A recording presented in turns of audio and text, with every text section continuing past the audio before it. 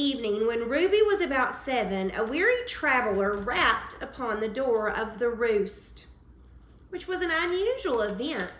Most people just barged right on in.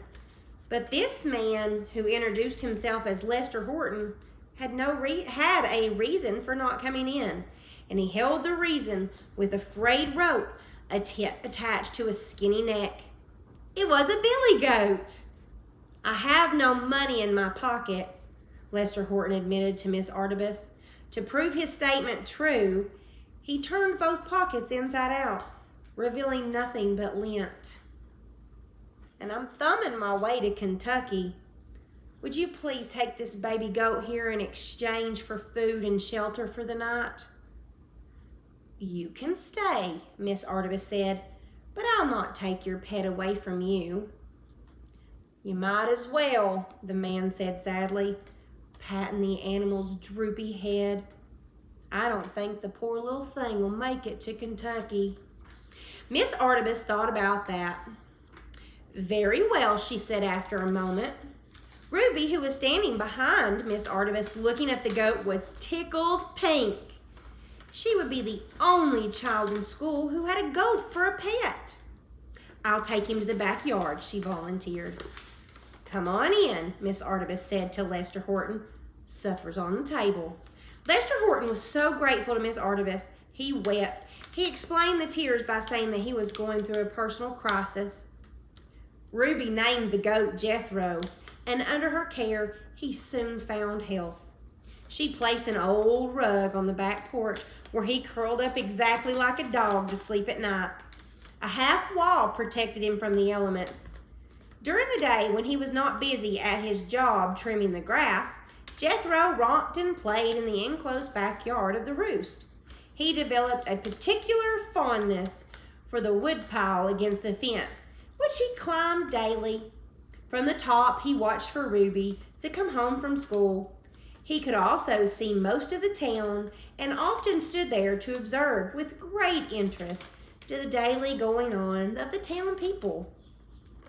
One day, when a life insurance salesman from Hartford, Connecticut, parked his car beside the fence where the woodpile was located, Jethro's slow little goat brain fashioned an idea. Why not step off the wood and onto the roof of the car? He did so, and he was absolutely delighted with himself, because from this vantage point, the view was much better. The regulars at the roost soon learned not to park their cars in that spot, but they did not warn the strangers. Why spoil Jethro's fun? In subsequent years, which were kinder to him, Lester Horton often returned away down to spend a night at the roost, as a paying guest, of course, to see how the goat got on. He was only one among many visitors who sometimes came to the roost even when they didn't have business in town.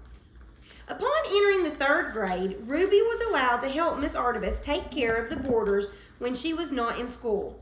Her first job was setting the giant oak table in the dining hall every breakfast and supper.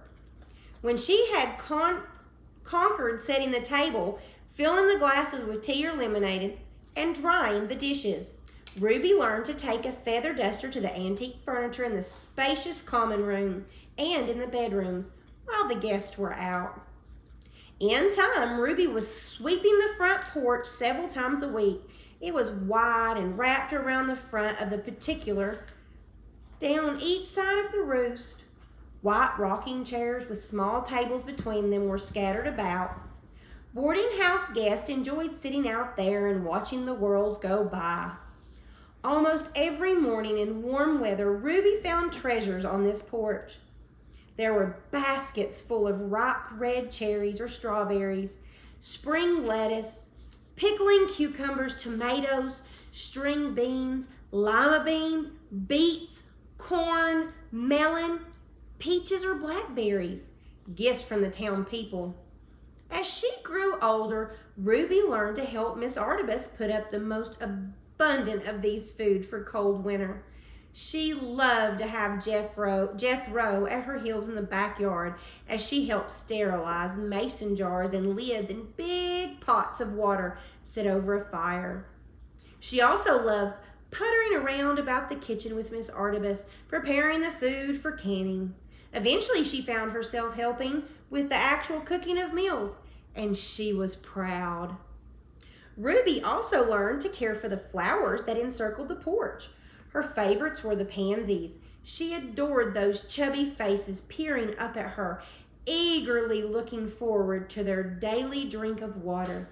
She talked to them, told them how beautiful they were, and watched them shamelessly primp and prim in the sunlight.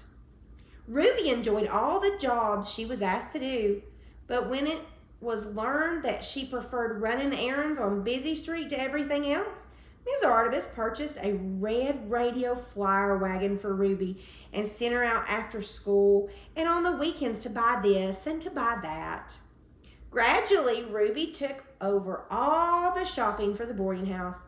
It saved Miss Artibus a ton of time and steps. Ruby became a familiar sight to the citizens of the town as they encountered her pulling her wagon from the Roost on Ward Street to Busy Street, where the stores were located and which ran parallel to Deep Creek. Outside of town, Busy Street turned into State Highway 99.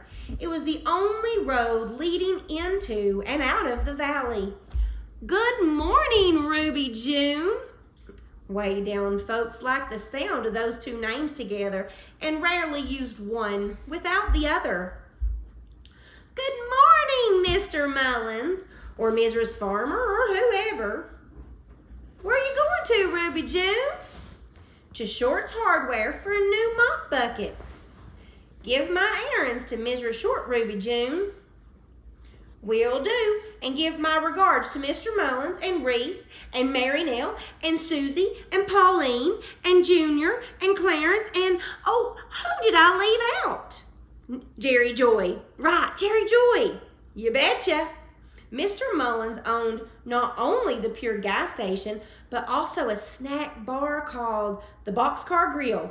It was actually housed in an abandoned boxcar with sliding doors and all on Railroad Street, which ran parallel to the tracks on the other side of Deep Creek. Mrs. Mullins was the short order cook on the side of the river, while Mr. Mullins pumped gas on this side. They were assisted by the 7 children Ruby had sent regards to, who ranged in age from 9 to 19. Ms. Artibus had charged accounts at Short's Hardware Store, Mayor Chambers A&P Grocery Store, Morgan's Drug, Rice 5 and Dime. All these merchants rewarded their customers with S&H green stamps, and Ruby was allowed to keep the stamps for herself. When her errands were finished, she would paste them into her S&H green stamp book and dream of the gifts she planned to redeem them for. That's the end of chapter 3.